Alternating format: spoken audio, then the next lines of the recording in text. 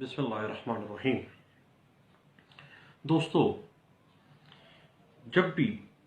अदालत के अंदर एविडेंस दी जाती है तो जो भी फैक्ट्स होते हैं वो दो किस्म के होते हैं, और दोनों किस्म के फैक्ट्स जो हैं वो मिलके एक शहादत बनाते हैं। फैक्ट्स की दो किस्में हैं जिनके लिए अदालत में शहादत पेश की जाती है। एक है फैक्ट इन इशू और दूसरी है relevant fact. Fact in issue वो फैक्ट है, वो वाक़या है जिसको एक फरीक मारूजात के अंदर आलज करता है, दूसरे फरीक के ऊपर क्लेम डालता है या दूसरे फरीक के ऊपर इल्ज़ाम लगाता है, और दूसरा फरीक जो है, मुखालिफ फरीक जो है, वो इनकार कर देता है। ये है फैक्ट इन इशू। फौजदारी मुकदमे के अंदर फर्द जुर्म या इल्ज़ाम जो है वो इस्तग़ासा बयान करता है, जबकि मुल्ज़िम उज़र पेश करता है, प्लीज लेता है, प्ली ऑफ एलिबाय लेता है, प्ली ऑफ सेल्फ डिफेंस ले लेता है। उसके बाद रेलिवेंट फैक्ट क्या है? रेलिवेंट फैक्ट ऐसे फैक्ट्स हैं जो कानून की नज़र में किसी वाक़या के होने या ना होने की तरफ क़यास पैदा करते हैं। मसलन अशरफ पर अकबर को कत्ल करने की नीयत से लाठी मारकर मार डालने का सिलसिले में एक मुकदमा चलाया जा रहा है। अब मुकदमे के दौरान अशरफ के ऊपर जो फैक्ट इन इशू रेज हो रहे हैं वो ये है, अशरफ का अकबर को लाठी मारना। दूसरी बात, अशरफ का लाठी मारकर अकबर को कत्ल कर देना, ये दूसरा फैक्ट इन इशू है। तीसरा फैक्ट इन इशू इस वकूवे में यह बनता है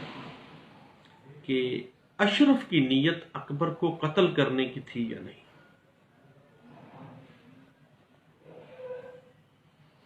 यह है मामला फैक्ट इन इशू। और रेलिवेंट फैक्ट अगरचे खुद फैक्ट इन इशू नहीं होता, रेलिवेंट फैक्ट कभी भी फैक्ट इन इशू नहीं होता, लेकिन फैक्ट इन इशू इस तरह से तश्कील पाते हैं कि वो फैक्ट्स जो हैं वो एक ही मामले का हिस्सा बन जाते हैं, ख्वाह वो एक ही वक्त और एक ही मकाम के ऊपर रूप नमा हुए हो, हैं मुख्तलिफ चीजें, लेकिन एक दूसरे के साथ मरबूत हैं। फैक्ट इन इशू और रेलिवेंट फैक्ट एक दूसरे के साथ मरबूत हो जाते हैं। वाह, वो फैक्ट्स मुख्तलिफ जगहों के ऊपर भी हुए हो, फैक्ट इन इशू और रेलिवेंट फैक्ट आपस में मिल जाते हैं, मरबूत हो जाते हैं। अब उस मिसाल में जो हम अशरफ और अकबर की दे रहे हैं, अशरफ पर अकबर को लाठी मारकर कत्ल करने का इल्जाम है। जो कुछ अशरफ और अकबर या उन लोगों के सामने जो उधर खड़े थे, जो मौका पर मौजूद थे, जिन लोगों ने लाठी मारते हुए अशरफ को देखा, जो कुछ उस वक़्त अकबर ने और अशरफ ने एक दूसरे को गालियां दी, एक दूसरे को ललकारा, जो भी मामला था, जो भी उसने कहा, उस फैक्ट से पहले अशरफ लाठी लेकर आ रहा था और उसके फौरी बाद लाठी मारी सर पर, बंदा मर गया है और वो भाग गया है, उस वकूआ की फौरी बात। अब ये सारी बातें, ये सारे फैक्ट इन इशू जो हैं एक ही फैक्ट के, एक ही मामले के मुख्तलिफ हिस्से हैं। ये तमाम फैक्ट इन इशू जो हैं ये मिलकर रेलिवेंट फैक्ट बन जाते हैं। اسی طرح سیول مقدمات کے اندر ہم یہ دیکھتے ہیں، فرض کر لیتے ہیں ایک آدمی نعمان نام کا شخص ہے، وہ عثمان کے خلاف 1,00,000 روپے کا ریکوری سوٹ فائل کرتا ہے۔ اب نعمان نے عثمان کے خلاف 1,00,000 روپے کی ریکوری کا سوٹ فائل کیا ہے۔ اگر عثمان 1,00,000 روپے کے لون کو ایڈمٹ کر لیتا ہے، دین کوئی فیکٹ ایشو ریز ہی نہیں ہوا، اس نے کہا، اس نے مان لیا۔ اگر نعمان ریکوری سوٹ فائل کرتا ہے 1,00,000 روپے کے ادھار کی ریکوری کے لیے اور عثمان نگیٹ کر جاتا ہے، وہ کہتا ہے میں نے اس سے ادھار لیا ہی نہیں ہے، دین یہ فیکٹ ایشو آ گیا۔ اس لیے کسی بھی فیکٹ کو ثابت کرنے کے لیے اب اس ٹرانزیکشن میں جب مان گیا ہے وہ کہ میں نے ادھار لیا تھا، میں نے اس کے 1,00,000 روپیہ دینا ہے، تو اس واقعہ کو ثابت کرنے کے لیے کوئی شہادت پیش نہیں کرنے پڑے گی، کیونکہ admitted facts can not be proofed, وہ ایڈمیٹڈ ہے۔ لیکن اگر عثمان 1,00,000 روپیہ ادھار لینے کے واقعہ سے مکمل طور پر انکاری ہو جاتا ہے تو نعمان کو کیا کرنا پڑے گا؟ 1,00,000 روپے کا جو ادھار کو ثابت کرنے کے لیے شہادتیں پیش کرنی پڑیں گی۔ پھر فیکٹ اینڈ ایشو ریز ہو گیا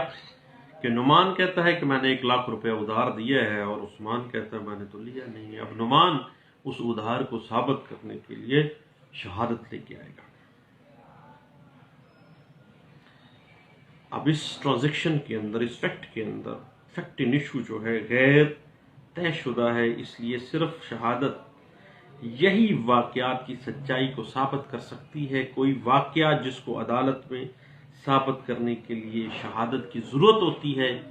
اس کو ثابت کرنا پڑتا ہے، ایسے واقعے کو، ایسے فیکٹ کو فیکٹ ان ایشو کہا جاتا ہے۔ لیکن دوسری صورت میں آتے ہیں، اگر عثمان 1,00,000 روپے کا نعمان کا جو ادھار ہے جس کے بابت وہ ریکوری سوٹ میں آیا ہے، وہ اس کو مان لیتا ہے، لیکن وہ کہتا ہے کہ 1,00,000 روپے کا لون تو میں نے لیا تھا لیکن میں نے واپس کر دیا، دین بھی ایک فیکٹ ان ایشو ریز ہو گیا ہے کہ ادائیگی کے واقعے کو ثابت کرنے کے لیے اب کس کو ضرورت ہوگی؟ اب عثمان کو ضرورت ہوگی کہ وہ ثابت کرے کہ کیا اس نے وہ جو ادھار لیا تھا وہ واپس کر دیا یا نہیں کیا۔ اب یہ فیکٹ ان ایشو آ گیا۔ نعمان اس بات سے انکار کرتا ہے کہ عثمان نے ادھار لیا ہے لیکن اس نے واپس نہیں کیا۔ نعمان کہتا ہے کہ جناب میں نے واپس کر دیا ہے۔ اب ایک فیکٹ ان ایشو آ گیا جس کو ثابت کرنا ہے، جس پارٹی نے لیج کرنا ہے۔ اونس آف پروف شفٹ ہو گیا ہے نعمان کے اوپر، اس نے اب یہ عثمان کے اوپر کہ اب اس نے ثابت کرنا ہے کہ جناب میں نے 1,00,000 کا ادھار نعمان سے لیا تھا جس کی بابت یہ ریکوری سوٹ تو کیا گیا ہے اور میں نے وہ واپس کر دیا ہے۔ اب شہادت میں نعمان کے انکار کو اس کے جاری شدہ چیک کے ذریعے ثابت کیا جا سکتا ہے کہ بھئی عثمان کو 1,00,000 کی ریکوری سوٹ جس کی بابت وہ آیا ہے، میں نے اس کو واپس کر دیا، 1,00,000 روپے کا یہ چیک ہے، یہ میں نے اس کو دے دیا تھا۔ اب شہادت آ گئی ہے۔ یا منی آرڈر کے ذریعے بھجوایا تھا، اس کی ادائیگی کی رسید دی جا سکتی ہے۔ اب لا آف ایویڈنس، قانون شہادت آرڈر 1984 کے اندر سچائی کو ثابت کرنے کے لیے فیکٹ اینڈ ایشو اور ریلیونٹ فیکٹ، دونوں فیکٹس ایسے ہیں جن کے بابت شہادتیں پیش کرنی عدالت میں مینڈیٹری ہیں۔ اب یہ سوال پیدا ہوتا ہے کہ ریلیونس جو ہے وہ اس کو کیسے ثابت کیا جائے۔ اب اس حوالے سے قانون نے ان ریلیونٹ فیکٹس کی ایک فہرست مرتب کی ہے جو تمام معاملات کا کم از کم یا زیادہ سے زیادہ کس حد تک احاطہ کرتے ہیں جو واقعات سرزد ہو چکے ہیں،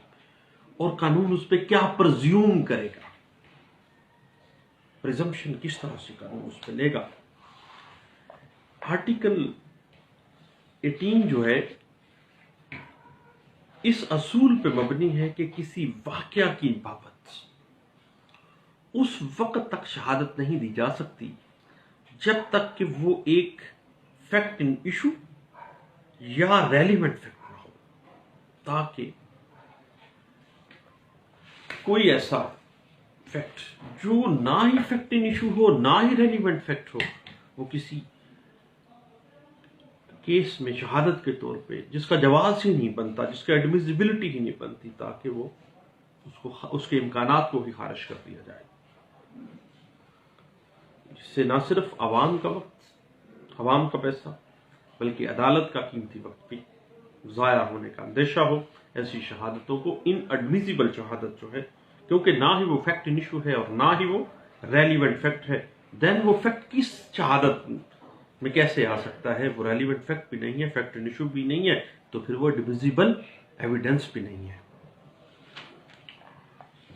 اب بات دراصل یہ ہے کہ ایڈمیسیبلٹی کے حوالے سے وہ واقعہ جس سے کسی فیکٹ ان ایشو یا ریلیونٹ فیکٹ کا ہونا یا نہ ہونا اس کے اوپر افیکٹ ڈالتا ہو، وہ تو ایڈمیسیبل ہوگا، ایویڈنس کے طور پر عدالت میں پیش کیا جا سکتا ہے۔ لیکن جو فیکٹ نہ ہی فیکٹ ان ایشو نہ ہی ریلیونٹ فیکٹ ہے، دین وہ ایڈمیسیبل ایویڈنس کے طور پہ عدالت میں نہیں پیش کیا جا سکتا۔ اب ہر فریق مقدمہ کو جو کسی خاص فیکٹ کی نسبت شہادت دینا چاہتے ہیں، یہ ثابت کرنا لازمی ہے کہ یہ جو شہادت، جس فیکٹ کی ہم شہادت دے رہے ہیں، وہ ایک ریلیونٹ فیکٹ ہے، اور یہ شہادت جو ہے وہ ان ایڈمیسیبل شہادت ہے، اور اس وقوع کے متعلق، اس معاملے کے متعلق ہے جو اس کو ثابت کرنا پڑے گا۔ اور ایک کورٹ کے اوپر یہ لازم ہے کہ وہ ان ایڈمیسیبل شہادت پیش نہ ہونے دے، جب وہ ایڈمیسیبل ہے ہی نہیں، ریلیونٹ ہی نہیں ہے، فیکٹ ان ایشو کو ریلیٹ ہی نہیں کر رہی ہے، دین وہ شہادت کا درجہ 0/0 ان ایڈمیسیبل ہے، ناقابل ادحال شہادت ہے۔ اور ایسے غیر متعلقہ جو شہادت ہے، جو ریلیونٹ ہی نہیں ہے، جو فیکٹ ان ایشو کو ہی گراسپ نہیں کر رہی، وہ خارج سمجھی جائے گی، کیونکہ اس سے مقدمہ کے کسی پہلو کے ساتھ کوئی ریلیونسی نہیں ہے، کوئی اس کے ثابت یا نہ ثابت ہونے کی طرف اس کا کوئی قیاس ہی نہیں کیا جا سکتا۔ اور اب معاملہ ہے کہ کیا وہ شہادت ریلیونٹ ہے یا ارریلیونٹ ہے۔ اگر ریلیونٹ ہے، اس سے متعلقہ ہے اس معاملے کے، دین وہ ایڈمیسیبل شہادت کے طور پہ آ جائے گی، اگر نہیں ہے تو وہ ان ایڈمیسیبل ہوگی اور اس کو خارج شہادت سمجھا جائے گا، وہ خارج کر دی جائے گی۔ اب تمام ایسے فیکٹس جو قانون شہادت آرڈر 1984 کی روح سے ثابت کیے جا سکتے ہیں، وہ ایڈمیسیبل ہیں، لیکن اب اس کا ایک اپوزٹ پہلو یہ ہے کہ کوئی واقعہ ہوا کتنا ہی اس کی شہادت ایڈمیسیبل ہو، جب تک قانون شہادت آرڈر 1984 کے اندر اس کی ایڈمیسیبلٹی کو نہ مانا گیا ہو، وہ ایک ایڈمیسیبل شہادت کے طور پر پیش نہیں کیا جا سکے گا۔ جس طرح سے privileged communication between husband and wife ہے، پریویلیجڈ کمیونیکیشن بٹوین ایک ایڈوکیٹ اور ایک کلائنٹ کے درمیان ہے، یہ تمام پریویلیجڈ جو ایویڈنس، جو کمیونیکیشن ہے، اس کی شہادت دی نہیں جا سکتی اور اس کو ان ایڈمیزیبل قرار دیتا ہے قانون شہادت آرڈر 1984۔ بنیادی طور پر آرٹیکل 18 جو ہے وہ عدالتوں کا شہادت کا جو دائرہ کار ہے ان کو پبلک انٹرسٹ کے لیے لمیٹائز کر رہا ہے، تاکہ نہ عوام کو نقصان ہو، نہ عوام کا وقت ضائع ہو، نہ عدالتوں کا وقت ضائع ہو۔ اگر وہ کسی وقوع کی ہونے یا نہ ہونے سے متعلقہ ہے دین وہ شہادت میں آ جائے، اور وہ دیکھا جائے گا کہ کیا قانون شہادت آرڈر 1984 کے تحت وہ ایڈمیزیبل شہادت کے طور پہ لیا جا سکتا ہے یا نہیں لیا جا سکتا، یا ان کو پرویلیج حاصل ہے۔ اگر پرویلیج کمیونیکیشن میں ہے تو پرویلیج کمیونیکیشن کی صورت میں اس کو کسی قسم کی کوئی ایڈمیزیبلٹی کا درجہ حاصل نہیں ہے۔ اب جو ہی کوئی گواہ ان ایڈمیزیبل شہادت دینی شروع کرے تو عدالت کو چاہیے کہ وہ فوری طور پر اس گواہ کو منع کرے کہ یہ آپ کیا کر رہے ہیں، یہ ان ایڈمیزیبل ایویڈنس آپ دے رہے ہیں، اس کا اس کیس کے ساتھ کوئی تعلق نہیں ہے۔ جب کوئی ان ایڈمیزیبل یا غیر متعلقہ دستاویز عدالت کے روبرو پیش کی جائے تو اس کو مخالف فریق کو چاہیے کہ وہ فوری طور پر اس پر اعتراض کرے، کیونکہ اگر اعتراض بر وقت نہ کیا جائے گا تو بعد میں ایسا اعتراض تو نہیں اٹھایا جا سکے گا۔ اور ایک کورٹ کو بھی چاہیے، عدالت کو چاہیے کہ شہادت کے مؤثر ہونے، ایڈمیزیبل ہونے کا جو اعتراض ہے اس کا فیصلہ اسی وقت کرے فوری طور پر کہ کیا یہ اعتراض درست ہے یا اعتراض غلط ہے۔ اس کے لیے ڈیٹ نہیں ڈالے گی، اس کے لیے ایڈجرنمنٹ نہیں ہوگی۔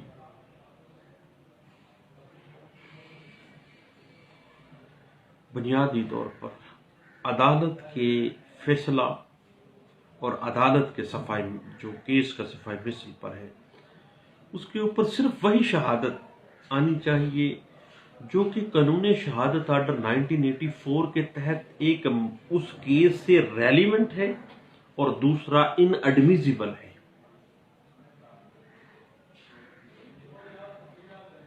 اور فوجداری مقدموں کے اندر غیر مؤثر شہادت کو ریکارڈ پر لانے کے لیے ملزم کا رضامند ہو جانا بھی جو ہے کوئی وقت نہیں رکھتا۔ اگر وہ کہے بھی کہ جی یہ شہادت یہ ایسے ہے جبکہ وہ ریلیونٹ ہی نہیں ہے، خواہ وہ مان جائے کہ جی ٹھیک ہے شہادت لے آئیں، لیکن اب وہ ریلیونٹ ہی نہیں ہے اور وہ ایڈمیزیبل ہی نہیں ہے، دین اس کی ماننے کی، اس کی رضامندی کی بھی کوئی وقت نہیں۔ اب بات چل رہی ہے فیکٹ ان ایشو اور ریلیونٹ فیکٹ کی۔ ایک چوری کا مقدمہ فرض کرے چل رہا ہے، اس میں جو کمپلیننٹ ہے وہ کہتا ہے کہ صبح 4 بجے کے قریب ہلکی سی آہٹ کی آواز آئی ہے، کھڑبا کھڑبی کا آواز آئی ہے، جیسے کوئی چیزیں ادھر ادھر پھینک رہا ہے، آہٹ کی آواز آئی ہے تو میری آنکھ کھل گئی ہے۔ اب مدعی مقدمہ کہتا ہے کہ میں بھاگا ہوں باہر کی طرف اور میں نے دیکھا ہے کہ جو ملزم ہے جس کے اوپر چوری کا مقدمہ چل رہا ہے وہ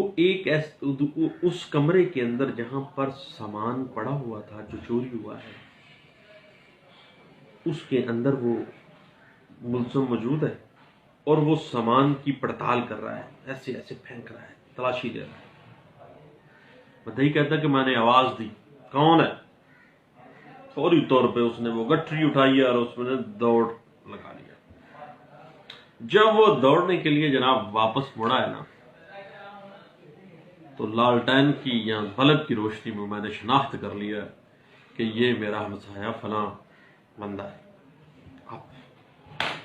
اس میں فیکٹ ان ایشو کیا ہے؟ ملزم کا سامان جہاں سے چوری ہوا ہے جس کمرے سے وہاں پر موجود ہونا اور سامان کو پڑتال کرنا، پھینکنا ادھر ادھر، اور اس کے بعد جب آواز دی ہے تو وہ گٹھری اٹھائی ہے اور بھاگ گیا ہے۔ یہ تمام چیزیں فیکٹنگ ایشو ہے۔ اس کے بعد ایک ہارٹ کیس کے اندر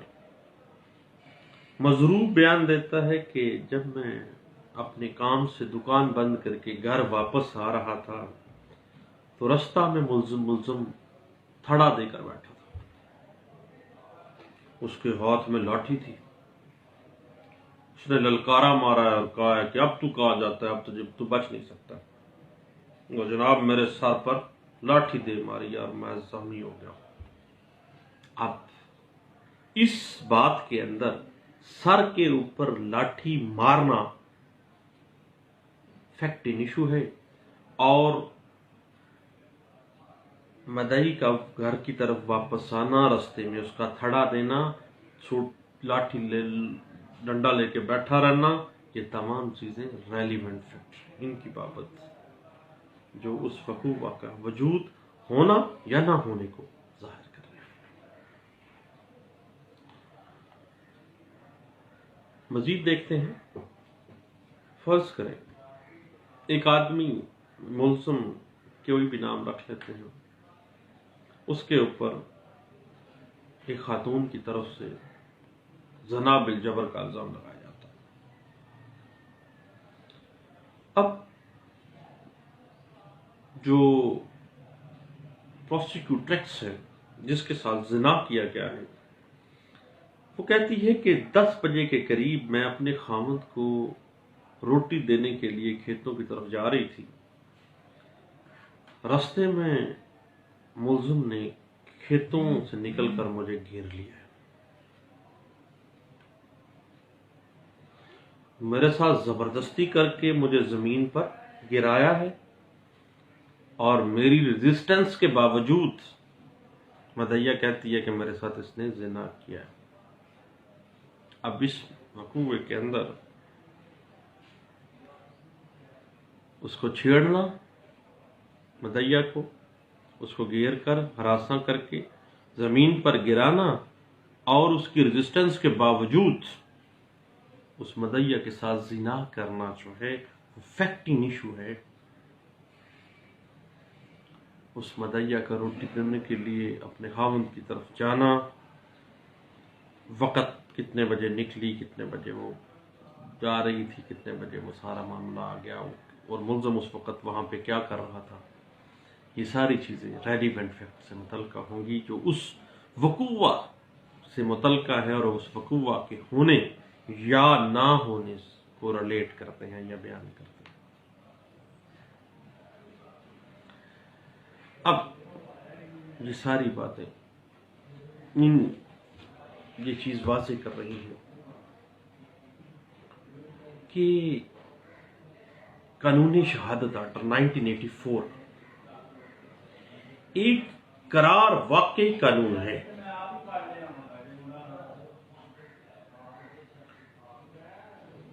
اور قانون شہادت آرڈر 1984 جو ہے وہ کسی زبانی شہادت یا تحریری شہادت کی قانونی حیثیت اور اس کے مؤثر ہونے اور اس کی ایڈمیزیبلٹی اور ان ایڈمیزیبلٹی کا تعین کرنا قانون شہادت آرڈر 1984 جو ہے اس کی پار ہے، اور یہ ایک قرار واقعی قانون کا درجہ حاصل کر جاتا ہے۔ یہ بیان کر دیتا ہے کون کون سے فیکٹس جو ہیں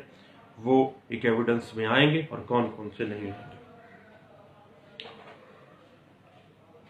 میں نے پچھلے دنوں ایک کیس لا پڑھا پشاور ہائی کورٹ کا، اس میں یہ بات بڑے احسن طریقے سے پیش کی گئی، اور فیکٹس ان ایشو اور ریلیونٹ فیکٹس کو مختلف اینگلز کے ساتھ انٹرپریٹ کیا گیا تھا، اور یہ کیس لا جو پبلش ہوا ہے وہ ہے PLD 2015 Peshawar high court page 65۔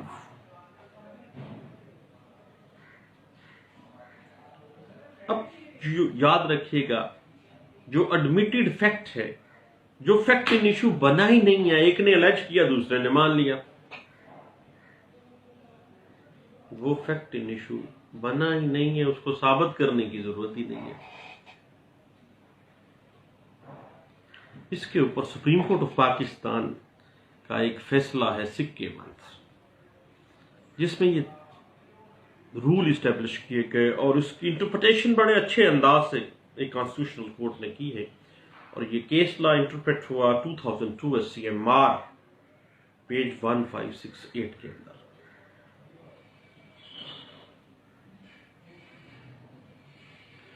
اب جب بھی شہادت میں گواہان موجود ہوتے ہیں، شہادت دینے آ گئے ہیں، اب ان کی شہادتوں کے اندر اگر ڈسکریپنسیز آ گئی ہیں، کوئی معمولی تضاد آ جاتا ہے، تو اس کا مطلب یہ نہیں ہے کہ انہوں نے جھوٹ بولا ہے یا درست حقائق بیان نہیں کیے ہیں، کیونکہ جتنے عرصے میں وہ وقوع سرزد ہوا ہے، اس کی ایویڈنس ہوتے ہوتے کتنا عرصہ گزر گیا، اور انسان فطرتاً بھول جانے والا پیدا ہوا ہے۔ ہلکی پھلکا تضاد جو ہے وہ آ جاتا ہے، اور اس کو قانون ایک سیٹلڈ پرنسپل کے طور پر سامنے یہ بات کو لے آتا ہے کہ اس کو اگنور کرنا چاہیے، معمولی نقص، معمولی فرق، کوئی فرق معنی نہیں رکھتا ہے۔ اور سپریم کورٹ آف پاکستان نے اس بات کو ایک سیٹلڈ پرنسپل کے طور پہ انٹرپریٹ کیا تھا 1990 SCMR پیج 1272 کے اندر۔ اب بات دراصل یہ ہے میرے دوستوں کہ جب بھی کوئی شخص کوئی دعویٰ کرتا ہے، کوئی کلیم کرتا ہے، کوئی الج کرتا ہے، تو اس کے اوپر لازم ہے کہ وہ اس کو ثابت کرے گا، اس کو وہ ثابت کرے گا، کیونکہ وہ الج کر رہا ہے، کیونکہ وہ الزام لگا رہا ہے، کیونکہ وہ کلیم کر رہا ہے، جو وہ دعویٰ کر رہا ہے اس کو ثابت کرنا مدعی کی ذمہ داری ہے۔ اور اگر مدعا علیہ کوئی عذر لے لیتا ہے یا ملزم کوئی عذر لے لیتا ہے، دین burden of proof، onus of proof جو ہے that will be shifted to her۔ اور یہ بات بڑے احسن طریقے سے کیس لا میں انٹرپریٹ ہوئی۔ پشاور ہائی کورٹ کا فیصلہ ہے اور رپورٹ ہوا PLD 1990 Peshawar high court page 95 کے اندر۔ یہ چند باتیں تھیں جو ایک ایویڈنس میں آنے والے فیکٹس جو کہ مؤثر ہوں کسی کیس میں، یا ان کی ایڈمیزیبلٹی یا ان ایڈمیزیبلٹی کو ڈیفائن کرتے ہیں۔ اس حوالے سے چند باتیں تھیں، میں نے کہا اپنے دوستوں سے ضرور شیئر کرنی چاہیے۔ آپ کا شکریہ، تھینک یو، اللہ